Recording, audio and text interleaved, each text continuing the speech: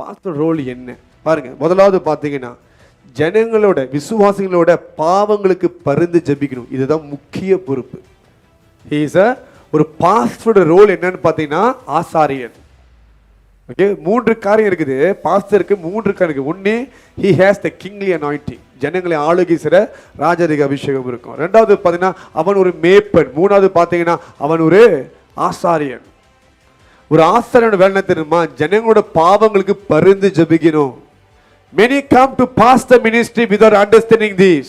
நீங்க இப்ப நான் சபைக்கு போதிருக்கேன்னா இங்க இருக்கிற உங்களோட குடும்பங்கள், உங்களோட பெயர்கள், உங்க பிள்ளைங்கள் எல்லாத்துடைய பாவத்தினை எங்க சுமந்து கொண்டு போனோம்?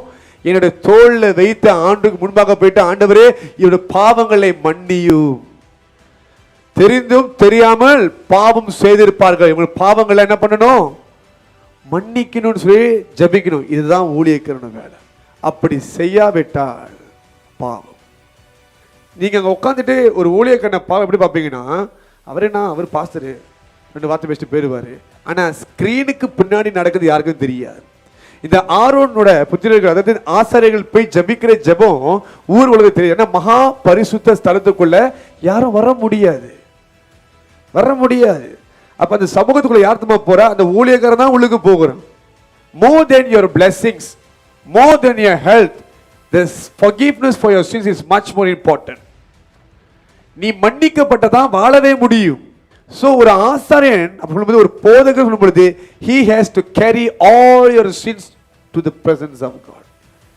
ஆண்டவரே தெரிஞ்சும் தெரியாம பாவம் பண்ணிருப்பார்கள், இவருடைய பாவங்களை மன்னியுங்கள். அப்படி செய்யாம இருந்தா அது பெரிய பாவம். அதே நீங்க 1 சாமுவேல் 15 வாசி பாத்தீங்கன்னா, இந்த சாமுவேல் சவுல பாசமா செல்லமானா பேசல, ஏசுவான். என்ன தைரியம் இப்படி நீ பண்ணிருக்க முடியும்? நீ ஏன் ஆண்டு வார்த்தையை மீறின? இப்ப ஆண்டு புறக்கணிச்ச சொல்லிட்டு ஒரு தகப்பனா உரிமை எடுத்து பேசுவான். பேசும்பொழுது சாமுவேலுக்கே இவனை பிடிக்காது போலுக்கு அப்படின்னு தோணும். ஆனா 14வது இதை பார்த்தீங்கன்னா, ஆண்டவரே இன்னும் எத்தனை நாள் நீ இவனுக்காக துக்கமா இருக்க போற? நான் ரிஜெக்ட் பண்ணிட்டேன்ற, அவனுக்கு ஜெபிக்கிறது நிப்பாட்டுன்றார். ஹல்லேலூயா. அப்ப இந்த ஆசாரியனோட உள்ளத்தை பாருங்க. ஆண்டவரை நான் தண்டிக்க போறேன், அழிக்க போறேன்னு சொன்னா கூட அவன் எப்படி பண்றானா? இல்ல ஆண்டவரே ஒரே ஒரு சான்ஸ் கொடுங்க, ஒரே ஒரு சான்ஸ். இதுதான் பாஸ்டரோட உள்ளம். why I am telling you, this is how God leads me. இது உங்களுக்கு தெரியாது. you only see me from the outward. வெளியே பாருங்க இன்னும் ரொம்ப ஸ்ட்ரிக்ட்டா ஹிட்லர் மாதிரி இருக்கிறாருன்னு. உள்ளுக்கு எனக்கு தான் தெரியும். you wouldn't be my sheep if I am not doing all this for you. நீங்க எனக்கு மந்தைகளா இருக்க முடியாது. கர்த்தர் உங்களுக்கு அவர் இருதயத்துக்கு ஏற்ற மேய்ப்பர்களை தான் கொடுப்பார். நல்லா பாருங்க, இவன் எப்படி ஜபிக்கிறானா? ஆண்டவரே அவனை மன்னிச்சு விடுங்க, ஒரு சான்ஸ் கொடுங்க. அவனை ஜபிக்கிறது நிப்பாட்டு ஆண்டவரே ஸ்டாப் பண்ற அளவுக்கு அவன் ஜெபம் பண்ணிருக்கான். That's the role of a shepherd. சில பேர் கேட்பாங்க, ஏன் பாஸ்டர் அவங்க அவ்வளோ பண்ணி மன்னிச்சு விடுறீங்க, ஏன் பாஸ்டர் அக்செப்ட் பண்ணிக்கிறீங்க, இவங்க உங்களுக்கு இவ்வளோ துரோகம் பண்ணிருக்காங்களே, என்ன பண்றது? What can I do? This is the spirit of the priest in me. நம்முடைய இயேசு பிரதான ஆசாரியர், அவர் உள்ளுக்கு இருக்கு. நிச்சயமானா இதுதான் நடக்கும். ஆமா, கோபம் எரிச்சல் எல்லாம் வரும், இல்லைன்னு சொல்ல. ஆனா டக்குன்னு மனசு அடிக்கிறோம். வேற என்ன பண்றது? உங்களுக்கு யார் இருக்கிறா அப்படின்னு. then I realize ஏன் இது நடக்குது? நம்ம ஒரு காலத்துக்கு யார் மீதும் மன்னிக்க மாட்டோமே. ஒரு கட்சி இப்ப எப்படி உள்ளுக்கு எல்லாத்தையும் மாத்தி வச்சிருக்காரு, சிஸ்டமே மாத்திட்டாரு. நல்லா அந்த சிஸ்டமே இப்போ ஆப்போசிட்டா போயிட்டு இருக்குது. ஏன் இது நடக்குது? he cares for his people. அதனால தான் பரிந்து ஜெபிக்க வைக்கிறார். So it is must for me in my life to bring your name. உங்க பெயர்களை எப்போதும் ஆண்டவர் சமூகத்துக்கு கொண்டு போய் தான் ஆகணும். எந்த ஆபத்தும் வந்துடக்கூடாது. இன்னைக்கு நம்ம எப்படி தான் இருக்கிறோம்? ஓ பாஸ்டர் என்கிட்ட பேசுறேன், நான் போறேன். அன்னைக்கு என்ன எனக்கு தெரியாது. உங்கள்கிட்ட பேசினா தான் உங்க வாழ்க்கை மாறுமா? உங்கள்கிட்ட ஃபோன் அடிச்சு மணிக்கணக்காக பேசணுமோ? சொல்லுங்க. நான் உங்களுக்காக அங்க பேசினா தான் உங்க வாழ்க்கை மாறும். உங்கள்கிட்ட பேசி ஒண்ணுமே மாற போறது கிடையாது. All that you need is the forgiveness and the favor of God. For that, the servant of God must stand in the presence of God. இதுதான் நிறைய ஊழியர்கள் செய்யறதும் கிடையாது. இது செய்யணும். இது செஞ்சா தான் தயவை பெற்றுக்கொள்ள முடியும். ஒரு தகப்பனா பாருங்க, சாமுவேல் ஒரு தகப்பனா, ஆவிக்கு ஒரு தகப்பனா கண்டித்து பேசுறான், இல்லைன்னு சொல்ல. ஆனா அவனுக்கு பின்னாடி போயிட்டு ஆண்டவரே அவனை மன்னிச்சு விடுங்க. ஆண்டவர் சொல்றாரு, சாமுவேலும் மோசே வந்தாலும் உங்களை மன்னிக்க வேண்டும் ஒரு அதிகாரம் அனுப்பியிருக்கேன். ஏன் தெரியுமா? இவங்க 2 பேருமே ஜனங்கள் பண்ற தப்பெல்லாம் அறிந்து கூட ஆண்டவர் ப்ளீஸ் ஒரு சான்ஸ் கொடுங்கப்பா, ஒரு சான்ஸ் மன்னிச்சு விடுங்கப்பா. I'm telling you, many of your souls are still being saved because of the prayer of your pastor. நீங்க ஒருவேளை வேற சபையில கூட வந்திருக்கலாம்.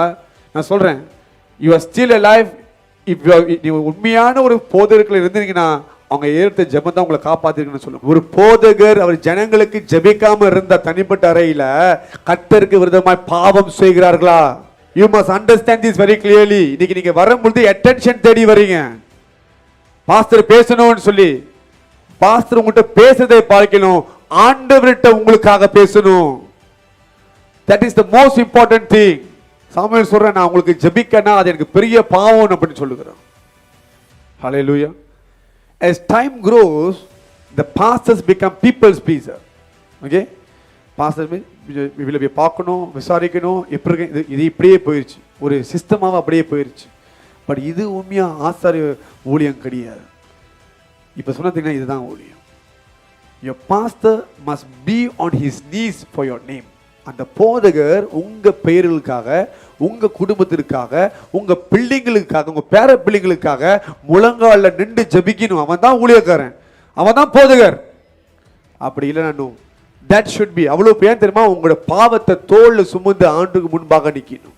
நீங்க போற பைபிள் காலேஜ் உங்களை குவாலிஃபை பண்ணாது பாஸ்டர், பரிசுத்த ஆவி தான். he makes you to be a pastor. நீங்க நிறைய பேர் வெளியே இருக்கிறாங்க, I want to be a spiritual father ன்னுவாங்க. நீங்க நிறைய பேர் spiritual mother ன்னுவீங்க. வழி செலுத்துவாங்களா? உங்க பாவங்களுக்காக பரிந்து ஜெபம் பண்ணுவாங்களான்னு நான் கேட்கிறேன். அது நிக்குது, இன்னமும் ஓடிட்டு இருக்கீங்கன்னா அங்க ஒரு முட்டி உங்களுக்காக தெரிஞ்சிட்டு இருக்குது. சும்மாவா ஆண்டு ஒருத்தனை நியமிச்சு உருவாக்கி அடிச்சு கோரிங் பண்ணி, மீ கோரிங், மாமா கோரிங் எல்லாம் பண்ணி உட்கார வச்சுக்கிற பாஸ்டரா? எதுக்கு? உங்களை தாங்கிறதுக்காக, உங்களை நடத்துறதுக்காக. That is the role of a pastor. தெளிவா அந்த காரியங்களை புரிஞ்சுக்கணும். ஏன் ஆண்டு மோசை என்ன தெரியுமா? மோசை பண்ண தப்பு தான். ஏன் என்ன தெரியுமா? எந்த ஜனம் அவனுக்கு விரோதமா அக்யூஸ் பண்ணிச்சோ அந்த ஜனங்களுக்கு இவன் தான் பரிந்து ஜெபிச்சிருக்கான்.